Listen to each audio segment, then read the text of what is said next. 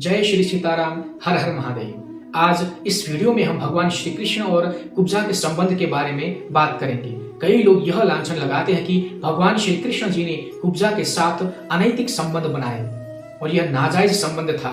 बिन विवाह की श्री कृष्ण जी ने कुब्जा के साथ संबंध बनाए इत्यादि कहकर भगवान श्री कृष्ण जी के चरित्र पर लांछन लगाया जाता है। आज हम इसी बात की वास्तविकता को जानेंगे शास्त्र प्रमाणों के आधार पर। तो श्रीमद् भागवत महापुराण के 10वें स्कंद के 42वें तथा 48वें अध्याय में कुब्जा के बारे में उल्लेख है कि वह एक साधारण इत्र बेचने वाली थी, परंतु उनकी पीठ झुकी हुई थी, जिसकी वजह से उन्हें कुब्जा कहा जाता था और उसे समाज में एक विकलांग महिला के रूप में देखा जाता था। जब भगवान श्री कृष्ण ने मथुरा नगरी में प्रवेश किया तब उनकी दृष्टि कुब्जा पर पड़ी। कुब्जा ने भगवान श्री कृष्ण को इत्र भेंट किया और कृष्ण जी ने प्रेम पूर्वक उसका इत्र स्वीकार भी किया, लेकिन इस भेंट का आदान प्रदान सिर्फ भौतिक ही नहीं था, यह एक दिव्य संकेत तथा प्रेमी के मिलन का था। अब यह प्रेम मिलन कैसे हुआ हम आगे बात करेंगे।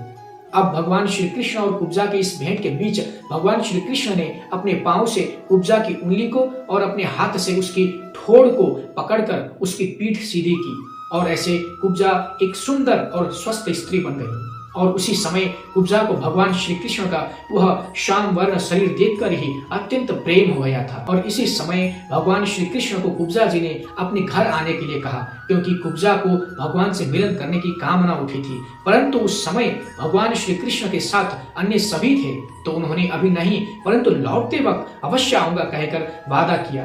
कुछ समय बाद भगवान श्री कृष्ण अपना वादा निभाते हुए कुब्जा के घर में गए और कुब्जा ने भी भगवान आते ही होंगे ऐसा जानकर अपने घर को सुंदर तरीके से सजाकर तथा धूप जलाकर सुगंधित बनाकर रखा था। और जब भगवान श्री कृष्ण पहुंचे तो कुब्जा ने उनका स्वागत सत्कार तथा पूजन किया। इसी बीच कुब्जा के भाव को जानकर भगवान श्री कृष्ण ने उनसे क्रीड़ा की अर्थात संभोग किया। अब यही प्रसंग है जो भगवान श्री कृष्ण व कुब्जा का है। जो अधर्मी लोग या कहें कि अज्ञानी लोग जो प्रचार करते हैं श्री कृष्ण के चरित्र को दूषित करने के लिए, अब यह सब मिथ्या प्रचार व आरोप के पीछे लगने से पहले हमें यह जानना होगा कि वास्तविकता क्या है, इस प्रसंग के पीछे का रहस्य क्या है। तो वह जानने के लिए हमें देखनी होगी भगवान श्री कृष्ण से जुड़ी एक महत्वपूर्ण ग्रंथ, और वो है गर्ग संहिता, जिसमें इस रहस्य का खुलासा किया गया है। तो गर्ग संहिता के मथुरा खंड के अंतर्गत का 11वां अध्याय, जिसमें कुब्जा के पूर्व जन्म का वृतांत वर्णन है, तो उसमें बताया गया है कि जब भगवान विष्णु ने श्री राम अवतार लिया था उस समय राक्षसी शूर्पणखा मोहित होकर भगवान श्री राम को पति स्वरूप में उन्हें पाने की चाह रखती है, परंतु भगवान श्री राम एक पत्नी व्रत में होने के कारण शूर्पणखा का प्रस्ताव स्वीकार नहीं करते हैं। तो इसी बात से क्रोधित होकर वे माता सीता को ही आक्रमण करने चलती है।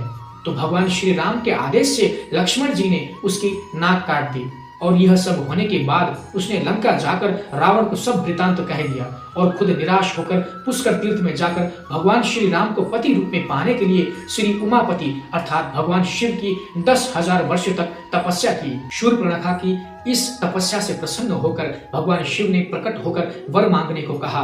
तो शूर्पणखा ने कहा कि हे शंभो, मुझे भगवान श्री राम पति रूप में प्राप्त हो।